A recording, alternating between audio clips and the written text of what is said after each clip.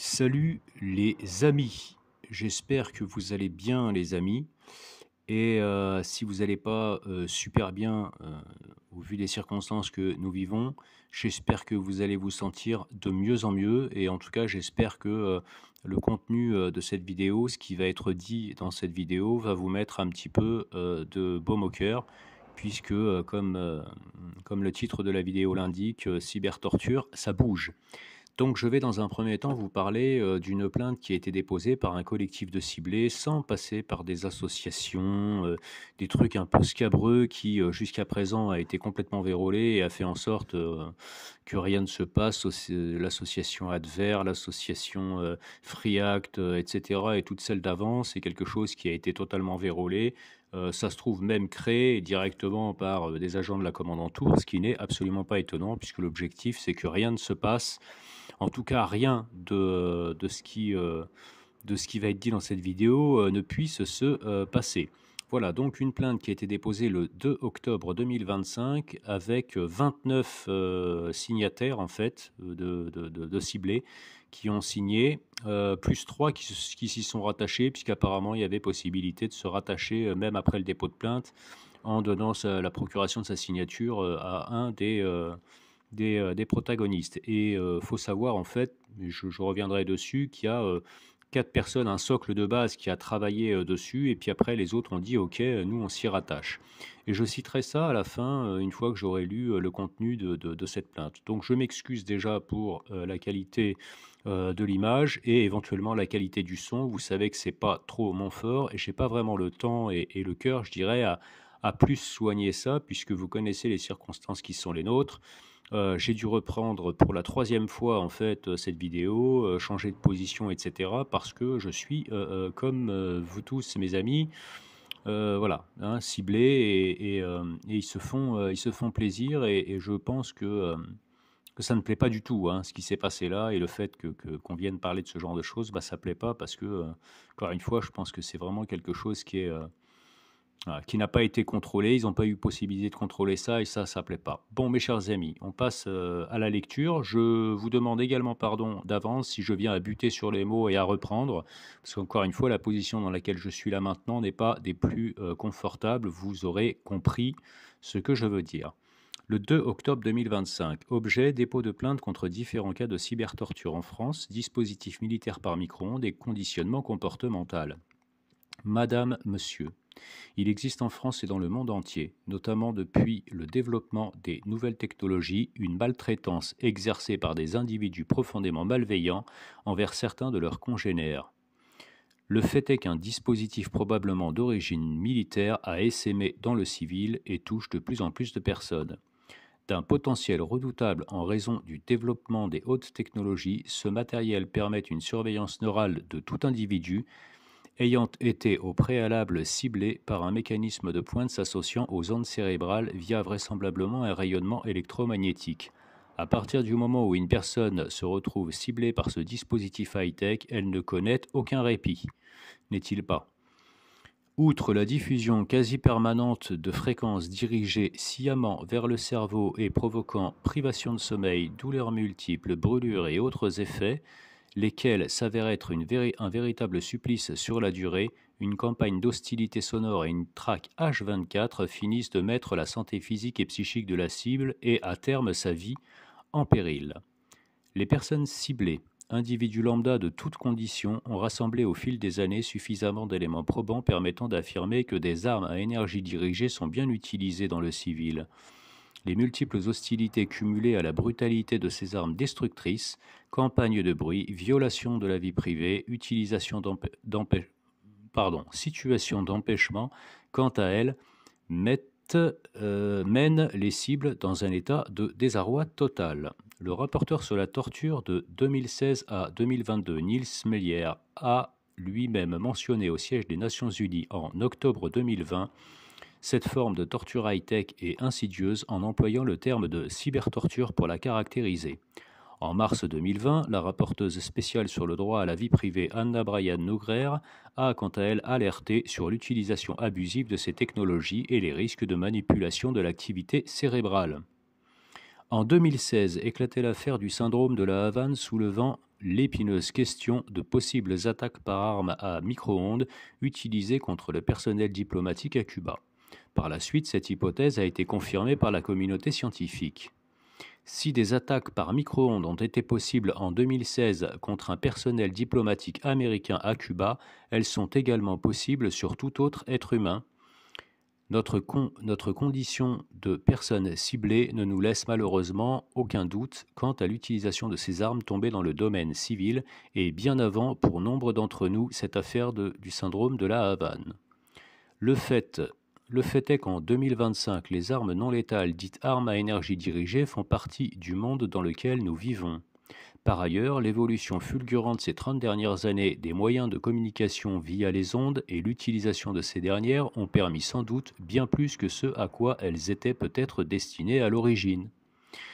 Les nouvelles technologies ont toujours été à double tranchant et nous savons que l'être humain, et notamment son cerveau, ont souvent fait l'objet d'expériences, malheureusement avec les déviances que cela suppose. Dans les années 60, les essais sur un possible contrôle mental de l'être humain étaient déjà bien avancés. S'ils ont été mis en veille dans les années 70 pour raisons éthiques, nous savons que les recherches ne se sont jamais vraiment arrêtées. En 2025, nous ne pouvons que constater l'ampleur de cette évolution et la rapidité avec laquelle les technologies ont chamboulé le monde. Leur utilisation à des fins malveillantes était malheureusement prévisible. Si l'armée s'est possiblement emparée d'armes à énergie dirigées dans un but défensif, il est fort probable qu'il y ait eu détournement de certains dispositifs dans le civil par des militaires peu scrupuleux, ce qui expliquerait le nombre exponentiel de personnes victimes de ces armes.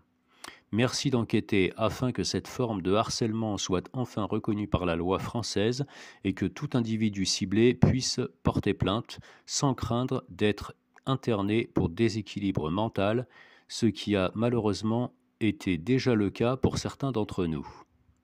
Je relis ça parce que j'ai un peu hésité en le lisant et je pense que ça reste important.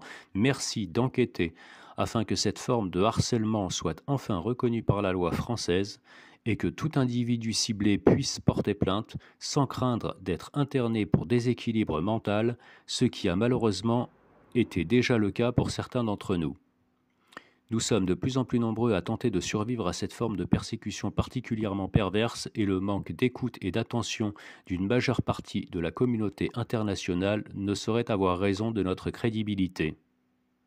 Le harcèlement électromagnétique en réseau existe, ça se passe en France, le pays des droits de l'homme, et est exercé dans le civil en toute impunité. Veuillez agréer, madame, monsieur, l'expression de notre considération distinguée, le collectif des personnes ciblées. Alors, il y a un post-scriptum, de nombreux témoignages permettent d'attester l'ampleur du phénomène qu'il est urgent de dénoncer et d'arrêter avant qu'il ne soit trop tard. Le lien qui est en dessous, c'est la chaîne du docteur Yves Couvreur, que je ne saurais trop remercier pour son engagement totalement bénévole et relativement risqué. Hein, voilà. Et qui a permis, en fait, notamment moi, qui m'a permis d'entrer en contact avec certains ciblés et qui permet, voilà, de peut-être effectivement parce qu'il y a déjà un élément de confiance si toutefois on a un feeling vis-à-vis d'un témoignage qu'on a entendu, des similarités vécues, etc. Donc encore une fois, bravo Monsieur Couvreur, de tout mon cœur. Et puis également, bravo donc à ces individus qui ont été initiateurs de cette plainte. Donc il y a un socle de base, hein, je crois que c'est Eléa Cible.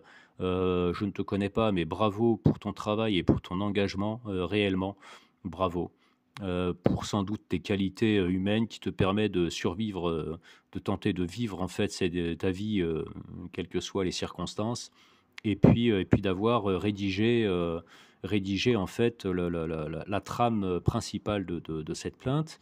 Merci à Cara, Bozena et Ahmed qui ont participé à corriger avec Eléa Cible et à essayer de faire un truc à peu près, ce que j'ai eu là, qui puisse tenir la route avant que ce soit déposé. et puis qui ont fait les démarches, hein, parce qu'encore une fois, quand on essaye de faire un truc comme ça, vous n'imaginez pas le nombre vraisemblablement de personnes qui ont essayé de dire non, pas comme ça, faut pas mettre des noms, faut faire ceci, faut faire cela, etc., etc. Apparemment, ils ont un groupe WhatsApp. Moi, je n'utilise pas de smartphone, mais voilà, il y a eu beaucoup d'échanges, etc. Donc, ça a demandé de l'engagement, du travail et de la ténacité à un moment donné, de dire non. Voilà, on arrête les conneries, pas besoin de passer par des associations, des groupes, des trucs, des machins. Pas besoin d'attendre qu'un tel puisse relire ça, corriger ça, etc. Voilà. Donc bravo à ces personnes. S'il y en a que j'oublie, ben, malheureusement, désolé. Il y a en annexe 1 le cadre juridique qui a été posé. Ça, c'est pareil, ça demande du travail. Et l'annexe 2, que je ne prendrai pas le temps de lire parce que sinon je ne parlerai pas de la suite, qui a été rédigée par Aurélie Ganga. Et je vais vous lire le dernier point. Allez, les deux derniers points. Ces faits aujourd'hui établis rappellent combien des autorités peuvent trahir leur devoir de protection au nom d'intérêts stratégiques ou idéologiques. Ces récits s'inscrivent dans une période où des dirigeants ont délibérément utilisé des armes de guerre contre des civils en violation flagrante des lois nationales, du droit international, des droits humains et des conventions des Nations Unies. Notre démarche consiste à consigner les faits et à rassembler les preuves selon un processus rigoureux et relationnel afin de permettre leur reconnaissance et leur qualification sur le plan juridique. Signé Aurélie Ganga. Donc pareil, Aurélie Ganga, pareil, je ne la connais pas, mais pareil, son engagement à la vérité, le fait de tout ce qu'elle subit, etc. Encore une fois, bravo, bravo à vous tous. Donc, a priori, il y a en tout et pour tout aujourd'hui 32 personnes, enfin 29 initialement le jour du dépôt de plainte, et 3 personnes qui apparemment s'y sont rattachées, voilà, avec procuration de signature. Donc, c'est quelque chose qui est possible, mais bon, ça demande quand même à connaître un minimum les individus et à savoir de qui il s'agit, puisqu'après, il y a quand même ne serait-ce qu'une identité, l'identité de personnes à qui on donne la procuration, etc. On ne peut pas se permettre de mettre ça à la disposition de tout le monde. Mais l'important, c'est de comprendre que voilà, il y a quand même cette plainte qui a été déposée donc auprès de la procureure de la République de Paris, le Conseil d'État et le tribunal administratif. Non, c'est peut-être qu'il ne se passera rien derrière, peut-être il n'y a pas à sauter de joie ou quoi que ce soit, mais voilà, il y a un moment donné, ça perce. C'est-à-dire que ça, avant, c'est quelque chose qui était quasiment pas possible. Déjà, d'avoir l'énergie de rédiger un texte de la sorte, de poser un cadre juridique derrière au niveau des annexes, etc., et puis de faire ces démarches, de regrouper des individus, etc., c'est quelque chose de particulièrement délicat. Donc, mes chers amis, en tout cas pour le moment, je ne cite que, hein, c'est-à-dire et effectivement Cara, Eléa Cible, Bozena et Ahmed, Aurélie Ganga, et puis bah, toutes les personnes que je ne cite pas, mais qui sont courageuses, qui travaillent dans l'ombre, sans doute aussi, qui mettent leur foi, leur abnégation, leur courage. Et je salue également tous les autres ciblés, hein, qui font pareil à leur niveau, c'est-à-dire même si ça semble pas être grand-chose, même si certains en écoutant ça se disent ouais mais enfin moi etc. Non, déjà rien que le fait, mon ami I et IE, de vivre, de continuer à vivre ta vie en vivant ce que tu vis, en essayant, en ayant essayé éventuellement d'en parler, en mettant quelques commentaires sur des chaînes voilà, qui parlent de ça, en témoignant sur la chaîne d'Yves Couvreur. Et ça, j'appelle effectivement tous les individus ciblés, les vrais, qui m'entendent là maintenant, à aller sur la chaîne du docteur Yves Couvreur, à le contacter. Il y a une adresse mail dans la description de la chaîne, à le contacter pour prendre un rendez-vous Zoom. Vous pouvez être en visage caché, vous prenez un pseudo et vous racontez votre histoire. Vous la préécrivez avant si vous le souhaitez. Ça peut durer 10 minutes, un quart d'heure, ça peut être plus, mais quoi qu'il en soit, en fait, ça permet possiblement à des personnes qui entendent déjà d'entendre votre témoignage, d'avoir une multitude de témoignages qui ont des scénarios qui sont similaires, des personnes qui ne se connaissent pas mais qui vivent globalement la même chose pour certains, des causes qui sont similaires, etc., etc., et puis possiblement de rentrer en contact si on a une intuition, un feeling, etc., etc. Bref, vous m'aurez compris, donc ça c'est déjà quelque chose, je trouve, d'assez exceptionnel, et encore une fois, je le répète, bravo. La deuxième chose dont je voulais vous parler, qui n'est pas anodine non plus, c'est la création de cette association Stop à la cybertorture qui apparemment vient d'être créée. Alors certains sont peut-être déjà au courant, tout comme la plainte dont j'ai parlé, mais ma foi, beaucoup à mon avis ne le savent pas. Moi je ne le savais pas, je viens de l'apprendre. Donc Stop à la cybertorture.org. Hein, voilà, tout attaché, stopalacybertorture.org. Vous pouvez aller sur cette page. Donc, ça a été créé par Régis Maillot, qui est donc co-président avec Claire Gentien et c'est Anne Audouin. Je ne sais plus. Alors, attendez 2 secondes. Je crois que c'est Sarah Audouin, pardon, Sarah. Donc Claire Gentien, Régis Maillot, Sarah Audouin. Le porte-parole, j'avais cru lire, hein, parce que moi je ne suis pas en contact avec ces personnes-là et je ne les connais pas non plus. Mais j'ai cru lire quelque part que le porte-parole de cette association est Osler, quelqu'un que je salue, que je ne connais pas, mais que je salue également, parce qu'il n'y a pas photo en matière d'engagement et en matière de tentative de dénonciation de ce phénomène, etc., bah, il aura eu un rôle important, Osler, hein, qui me semble être journaliste, je crois, je ne suis pas certain, peut-être indépendant ou autre. Je ne voudrais pas faire d'erreur, mais en tout cas, pareil, en toute modestie, je te salue bien et grâce à toi, il y a beaucoup de choses qui sortiront et qui sortent. Je fais cette parenthèse aussi, hein, beaucoup de ciblés ont récolté des vidéos, ce qu'ils estiment être des éléments probants, des preuves, ou etc. C'est un travail, gardez ça de côté, hein, même si ça prend la poussière quelque part, gardez ça de côté, sait-on jamais, mes chers amis, sait-on jamais. Donc, si vous allez sur cette page, Stop à la cybertorture, et que vous allez sur les actions de l'association, vous pouvez voir directement dans le premier encadré, pétition en ligne, demande d'ouverture d'une enquête parlementaire sur les armes psychotroniques. Donc je vous invite, vous cliquez sur lire la suite. Alors désolé si vous n'avez pas toute l'image, vous cliquez sur lire la suite, pardon. C'est les effets du direct. Vous cliquez sur lire la suite et vous pouvez signer la pétition si ce n'est pas déjà fait. Demande d'ouverture d'une enquête parlementaire sur les armes psychotroniques. Voilà, ça c'est une action qui est assez sérieuse. On peut voir également première lettre adressée au Parlement à l'attention donc de la présidente de l'Assemblée nationale, Yaël Braun-Pivet. Je crois que c'est ça.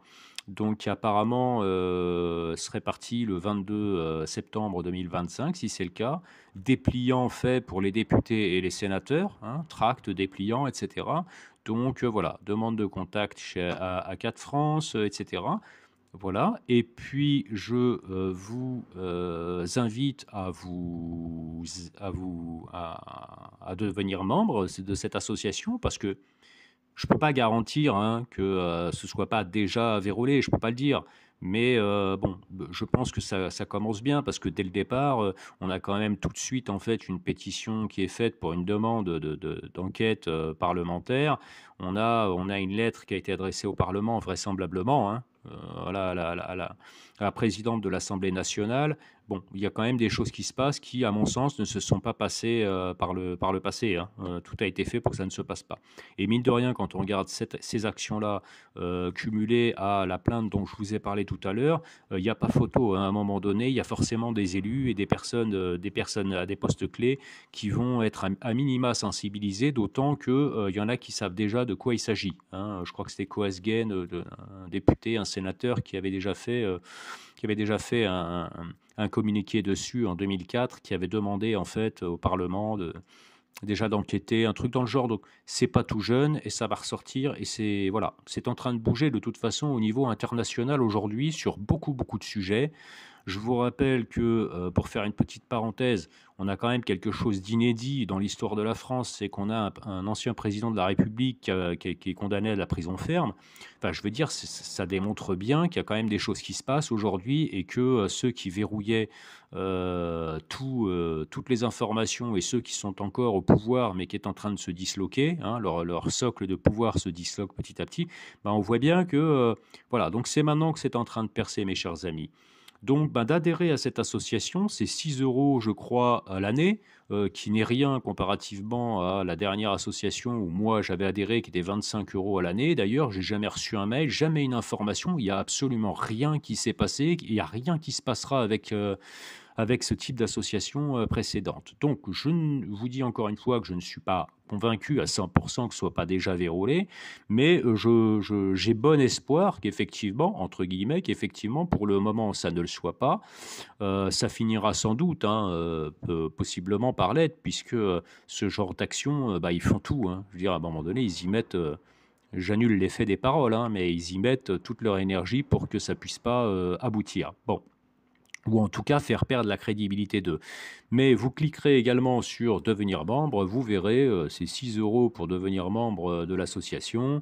Et puis, je crois que c'est Hello Asso, l'organisme de collecte de fonds pour les associations, qui demande une contribution.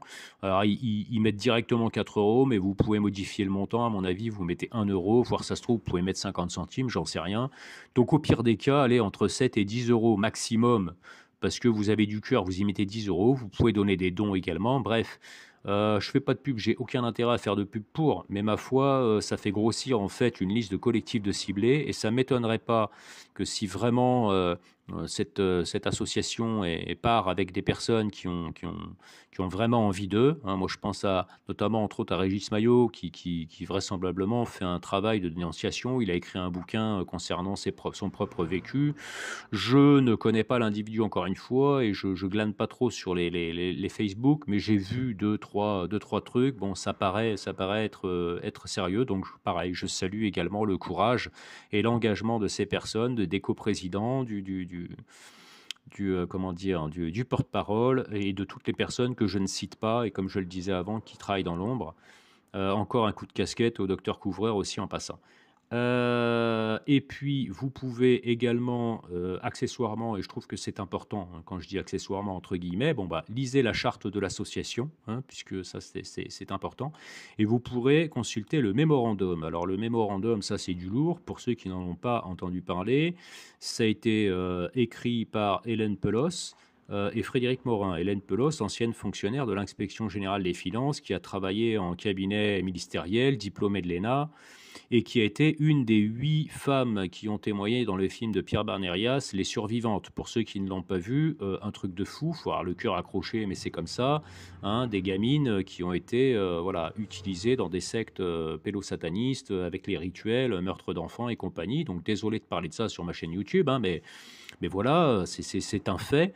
Et cette femme, Hélène Pelos, la veille d'avoir rendez-vous pour un entretien, pour l'entretien en fait qui allait être pris en compte pour le film de Pierre Barnérias, la veille pendant la nuit, elle s'est fait attaquer par les ondes électromagnétiques, et qui lui ont, sauf erreur de ma part, brûlé la totalité ou la quasi-totalité en fait des zones intimes. Voilà, vous m'aurez compris. Tout ce qui est entre jambes, voilà, et puis d'autres parties sans doute, mais apparemment, elle, dans la façon dont elle expliquait, elle disait, voilà, ils m'ont totalement brûlé. Bon, voilà. Elle a souffert quelque chose de sévère, et il y a eu également un journaliste de GPTV, pour ceux qui connaissent, qui a expliqué à plusieurs reprises qu'en direct, hein, sur le plateau, en fait, ils l'ont vu se faire attaquer par les ondes électromagnétiques. Donc, on voit bien le type d'individu déjà à la base, également, qui dispose de ces dispositifs, et la raison pour laquelle elle s'est fait attaquer de la sorte. Évidemment, ce qu'elle allait dire n'était pas désiré. Et donc, la lecture de ce mémorandum est importante, parce que mine de rien, c'est pareil, on a quand même affaire, je le répète, à une personne diplômée de l'ENA, qui a travaillé en cabinet ministériel, qui parle de ce dont on souffre, qui donne d'ailleurs en extrait, vous pourrez voir, des brevets tout à fait intéressants. Brevet là, de janvier 73, USP numéro 3.712.292, permet d'endormir quelqu'un par l'envoi de simples fréquences sonores. De 1973, le brevet. Et moi, ça, je le prends en exemple parce que je l'ai subi nombre de fois. Je faisais pendant un temps des longs trajets pour aller bosser. À chaque fois que je prenais la voiture, j'étais en forme avant de monter dedans et j'étais en forme en descendant. Mais tant que j'étais dans la voiture, j'avais systématiquement la tête qui penchait vers le bas et je risquais de m'endormir. J'étais obligé de m'arrêter 4, 5 fois, 6 fois pendant mon trajet.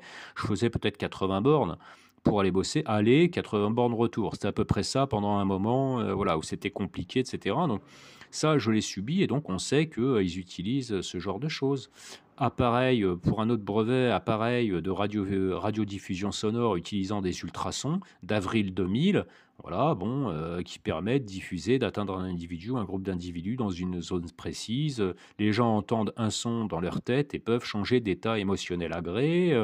Brevet numéro 3.393.279 datant de 1962, pour but d'exciter le système nerveux d'un sujet via des ondes électromagnétiques. En 1962, vous imaginez bien que là... non mais c'est quand même un truc de fou. On est 77 ans plus tard. 75 ans, enfin, est-ce que je compte bien on est 73 ans, 73 ans plus tard.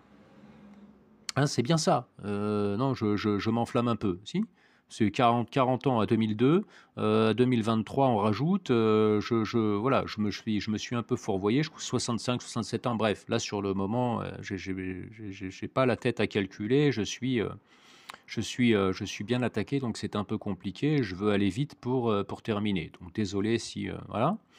Permet de communiquer des paroles à ce sujet via des ondes émises et des fréquences non audibles en direction du système nerveux de la cible.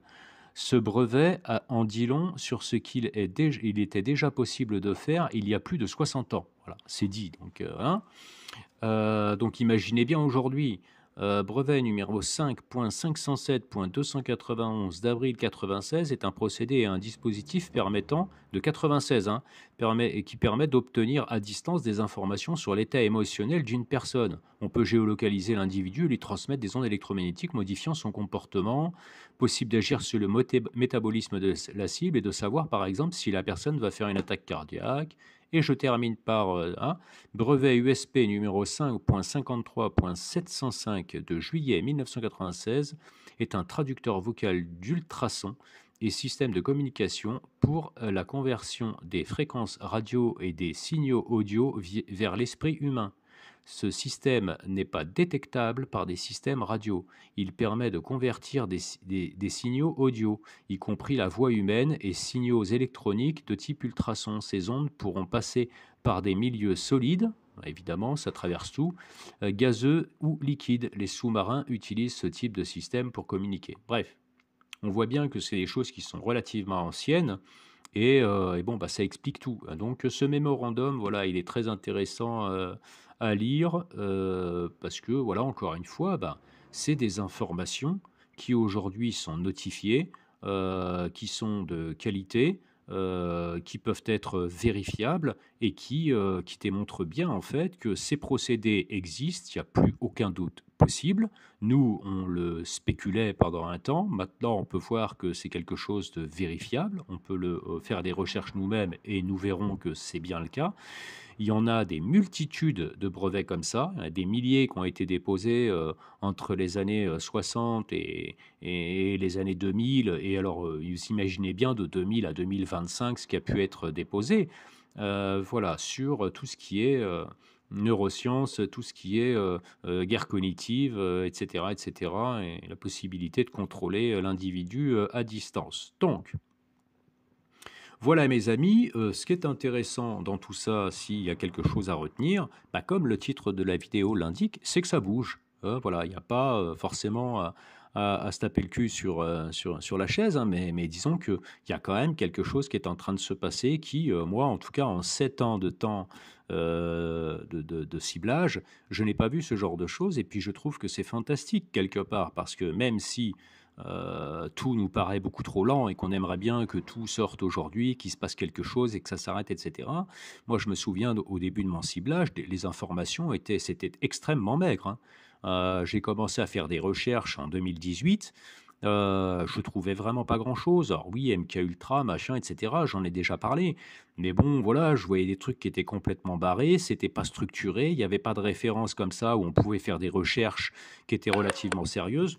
Donc mes amis, voilà, je vais m'arrêter là parce que sinon, je vais y passer, beaucoup trop de temps pour répéter à peu près les mêmes choses.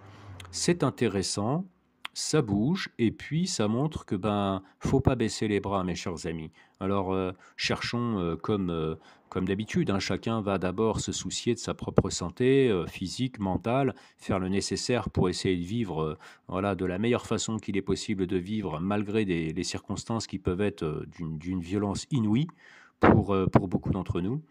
Et, euh, et puis, ben, à côté de ça, voilà, savoir que tout ce que vous pouvez faire intuitivement parlant, tous les engagements que vous pouvez avoir, le moindre geste qui soit, la moindre action qui vise en fait à pouvoir vous aider et à aider les autres, c'est quelque chose d'une richesse absolue et qui à un moment ou à un autre pourra être exploité de manière intelligente et efficace. Mes chers amis, je vais m'arrêter là-dessus. Je vais vous laisser en vous souhaitant un bon courage, mais bon courage en majuscule, plus, qui arrive jusqu'au ciel. Et puis, bah, je vous dis de tout mon cœur, tenez bon. Tenez bon, les amis, on va y arriver. À bientôt.